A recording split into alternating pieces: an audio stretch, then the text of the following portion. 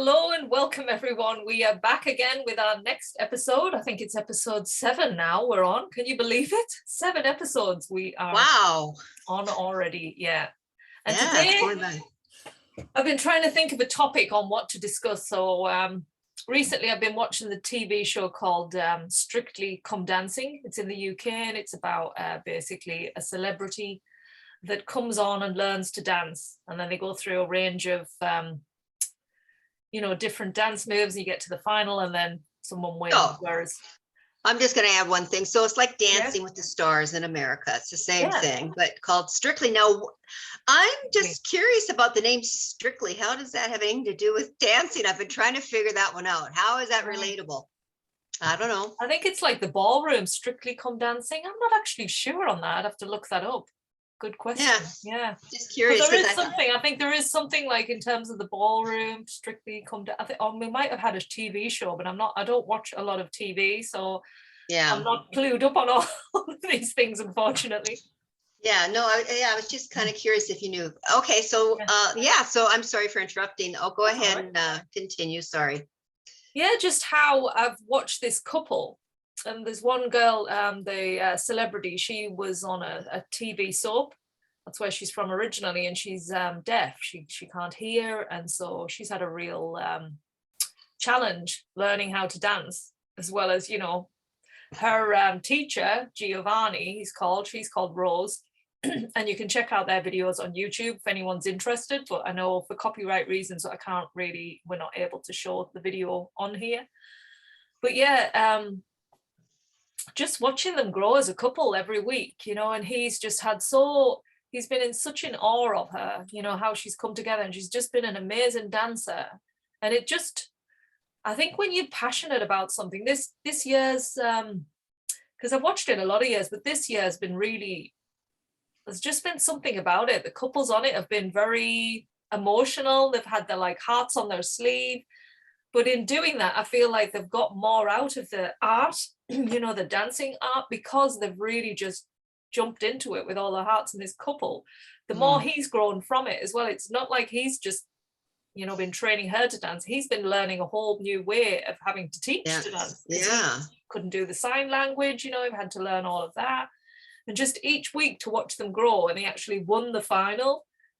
And the final, it was just amazing. They had this dance on there where they had the music for so long, and then they have this section of it where it goes silent. So we all sort of go into her world, what it feels like to be with no sound and still following that move. And she said she follows Giovanni. She watches him, how his body. So it's like she uses him as her sort of guide to how the music actually must sound. And it was just, I think for me, it just shows you when you get into an art and you really use your heart. Sounds like how amazing things turn out, so it's just, I got so emotional watching them, I think it was just, it really touched my heart just watching the progress. And I know I shared the video with you too. It was wonderful. Yeah. Now, Dancing with the Stars a few years back also had a deaf girl on. All right. Yeah, and I believe she was an actress too. I don't think it's the same person, because this girl that was on this time on Strictly, she looked really young. Right. Compared to the other lady was more mature. Okay. That was deaf on Dancing with the Stars. Right. Yeah, they've had on Dancing with the Stars as well. They had one girl, she had something wrong with her legs. Okay. And she didn't even walk at one point. And I can't remember if they won or not, to be honest with you. Right. I'm pretty sure the deaf girl, I'm almost positive she won. Yeah. I can't remember about the girl with the leg situation, but it's amazing. Once you get out of your head and you lead with your heart, right, everything comes and falls into place. And that's in everything in life, right? Even when you're at work. Yeah, that is so true. Other people. People notice that, and they really appreciate that, because that's what I notice when I'm working. Yeah, I think you feel it in another, but I did watching that couple, even though I'm not part of the rehearsals or anything like that, but just seeing that small snippet of them, and because they're so open with how they're feeling, it draws you in more as a viewer. I would say. Mm-hmm. And it just made me want to watch every week. I didn't want to miss a week because it was just so it was just wonderful to watch them and see them grow together, you know. And I think that's what life's about, you know. In relationships, I think you look at a couple, because they weren't in a romantic relation, you know, they didn't, it wasn't that kind of love. It was in a love and an admiration for each other, because they were helping each other grow. He was helping her, exactly. she was helping him grow as a person, and that like symbiotic, just like, that's how, and then in the end they reached their goal, they won. They did. So you know, so like that's a win-win for both of them, right? It's awesome. Yeah, it is. And like, how many times in my own art, when I think of that, the best art pieces have been when I have just totally felt that urge to go create, and that's coming from your heart, and then just grabbing whatever, having no specific idea what I'm going to do, and just going with it. Yeah, I've been like, and quite surprised at what's come out, and been happy, like, wow, look at this, it's like brought me joy, because I didn't know that was going to come out of me. And it's like, that's when we're working with something higher. It calls us in to work together, and that's that symbiotic relationship with a higher source that just, if you tune into that. Yeah, because we're not in our minds anymore, you know, we're in our spiritual, and our heart, right? Heart, body, and soul, but not the mental thing going on. You know, like trying to please society. I can get very analytical. When I do that, that's when I ruin things. It's like I'll see a piece, or I'll start, it's not that quite right, I'll need to change it, and then go over, and then I can ruin something I was quite all right at the beginning if I'd have just left it alone. So I've learned from that as well, this whole like nitpicking, you know, where you think I can make it better. It's like there is a fine line. I know we've talked before about like how something can get totally blown and you can recreate it again. But I think if you're in that mind, just drop it, for then come back to it when you're back ready to. Exactly, because you see it in a different point of view when you come back to it. You know? Yeah, you do. Yeah, I mean, I noticed that too, definitely with my artwork. Like I thought, like we said before, we always think, okay, I'm done, it's finished. I like it, but I don't love it. Or there's one thing in there that doesn't belong, or doesn't fit. And so then you're like, that's when it's time to put it down and forget about it, and come back when you're in the mood to like, I really feel like, you know, I want to do some art. And then take a second look at it and figure out, you know, it just comes natural when you do that. Yeah, it does. You know, that's it. Instead of trying to fix everything all the time. You know, like we do in life, we're always trying to fix everything ourselves. Yeah, we do. You know? We do. There's always something, like you can get in the mind, like you can start picking at something at yourself, and then it can start morphing into this like huge problem that really didn't need to be there. You know, when you let it go, you're happier in life, aren't you? You're a lot happier when you don't let your mind take over so much of your day. Like you've really got to definitely learn to release it. Right. I like that song, Release Me. I don't know if you've heard it. Like that. Anna's gonna sing now. She's got a really great voice too. So one day maybe you'll sing for us. Yeah, I'll have to think of a song, get practicing, and doesn't have to be perfect though, just sing it. I'm just gonna say you don't have to practice. Well, you just have to remember the words. Maybe that part you need to practice. Have a piece of paper and read it. Yeah. A little karaoke. Yeah, perfection's got to go out the window. No more perfection. It's not necessary. It's not even realistic in life, because when we make mistakes, that's how we learn and how we grow. Absolutely. Yeah. Right. So that's how I see it. Happy with failure. When you can get happy with failure, seeing it, it's just teaching you something. Like when you fail, it's like, okay, I won't do that next time. Then I'll learn from that, and then you grow. That's how you expand, and that's what we're here to do. We are creative beings, so we're here to create and grow and evolve. And actually, it's not even the word failure. It's just an experience to the next step. Basically, really. Yeah, you're right. Yeah. You know, we don't have to even look at it as failure. At least I don't anymore, you know. Yeah. But I want to ask you a question back to art, like real art, is what are you doing with your beads? I'm curious. Question. Yeah, I am. I'm making a lot of them, but I haven't. Are you? I've got. I would say 10 or 12. I mean, it's not to the degree I would see that you've been popping out. Oh my But oh my gosh, yeah, I've been so addictive. That's all I can think about and do. And yeah, it's just crazy. I'll have to show you some after, like, oh my gosh. Yeah. I'm just saying that they're so pretty. I love them. Yes, they're like, you showed me them ones last night. So colorful. Oh no, it's even gone beyond that. Wow. Looking forward to that then. Yeah. So yeah, well, I want to see what you've done. Well, it's just the similar. I used all of the material, you know, the like you can see it all. Ooh, yeah. The pattern paper I was showing you. Whoops. Yeah, those look beautiful. That's where am I at? Look, there's one. Oh like yeah. Blue with the foil, and then they turned out different colors really. So I've got this. Yeah, because when you wind, yeah, that's pretty. Yeah. I love that. That paper is awesome, actually, that you're using. Yeah, I've really enjoyed it. I've got smaller ones. They're not all the same size. More.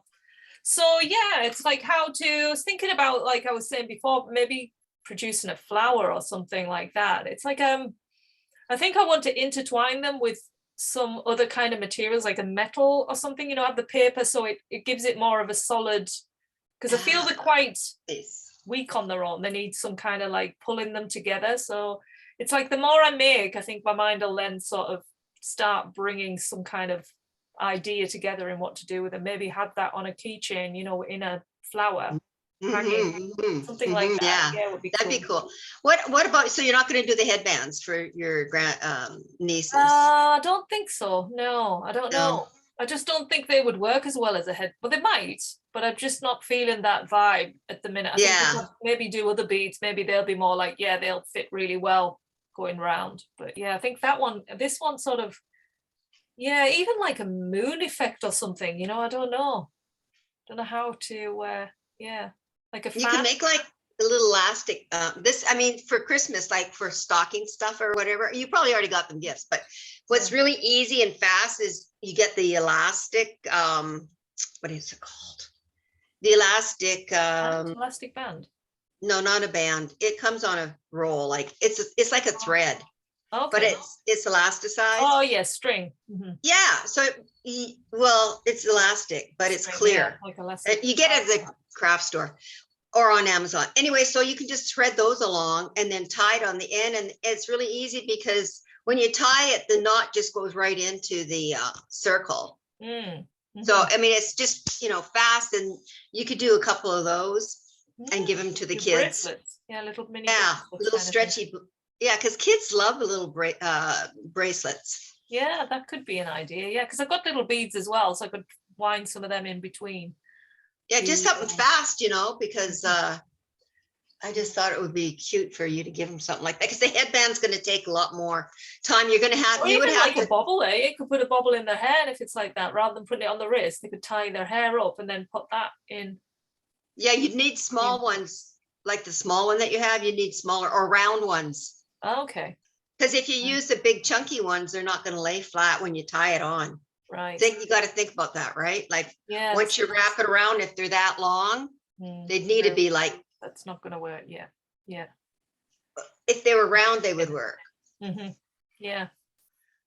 Oh, so there is ideas. Yes. Just what to do. What to do. No, that's the thing with art. There's always like. I know. I get too many ideas, and sometimes I have to narrow it down. You know, like I could do this, or what about this, or what about? But then it's like, I think if, like you were saying before, like if you just leave it, have the ideas and leave it, then all of a sudden something comes like, right, yeah, I know now what I'm doing with those beads, and I will put them on here when I get to that conclusion.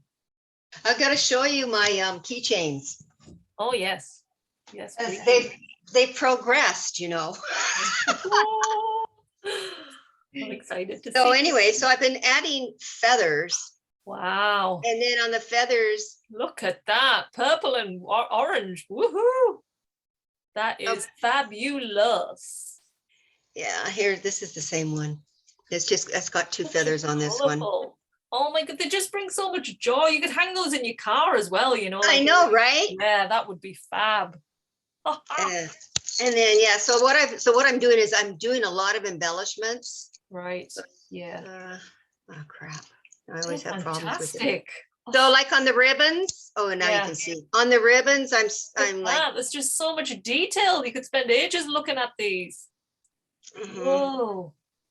How long did it take you then to make, like, say, one of those? Oh, I'll be honest with you. It takes quite a while. Yeah. See, because Oh, I love the flowers on that one. Oh, yeah. I got this on Amazon. This Oh, they're beautiful. Well, it's not a fabric. It's actually just what do you call it? The Like trim. that. It's a Right. trim. Oh. Yeah. So I had been waiting for products to come and stuff. So Yes. pretty much most of the products are here now. So now I'm able to like really deck the hall.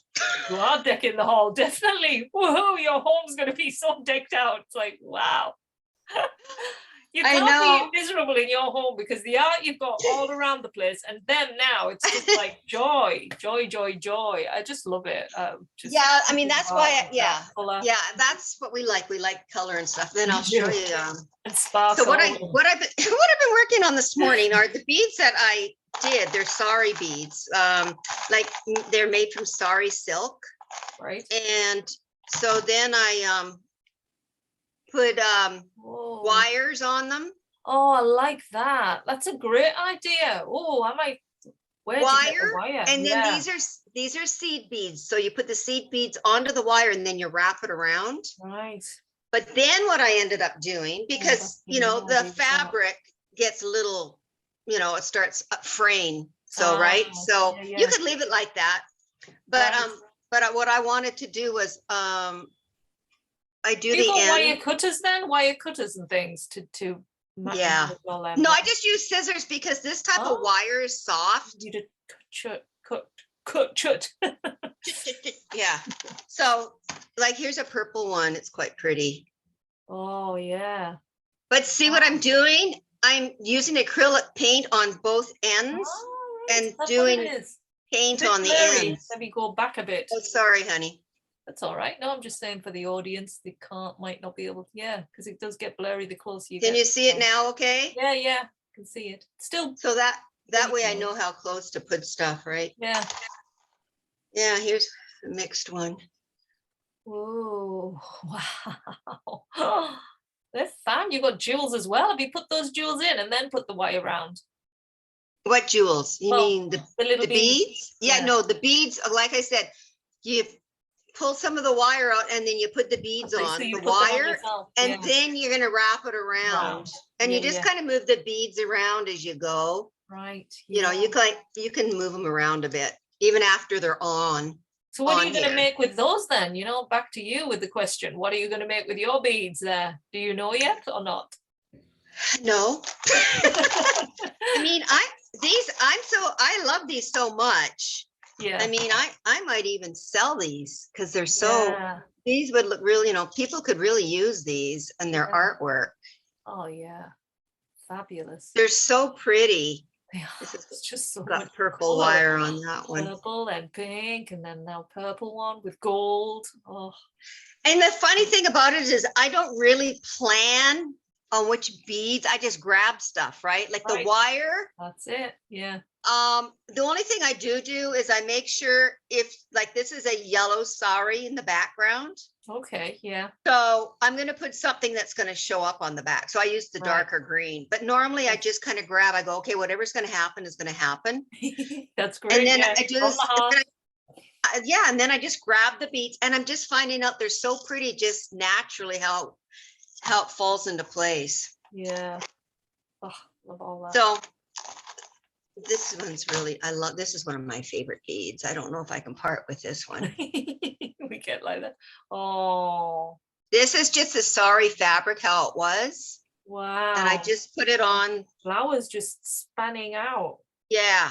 Gorgeous. I mean, I didn't do that. That came on the fabric. But what I did do was, again, I put on the ends of each. It's got like a little noise to it as well. Does it? Shake it. Did you shake that? It's just the fabric. Like you'd play tunes with them as well. Beads that make me. Oh gosh. Anyway, so I did put the gold on both sides is what I was trying to show, but it didn't show up that good. Oh, here's a pink. Okay, this is the last one, I promise. Oh. But this is pretty color, huh? Yeah. Yes, that is. It's like and then the gold. See, I can put different colors on the other ones that I've started doing.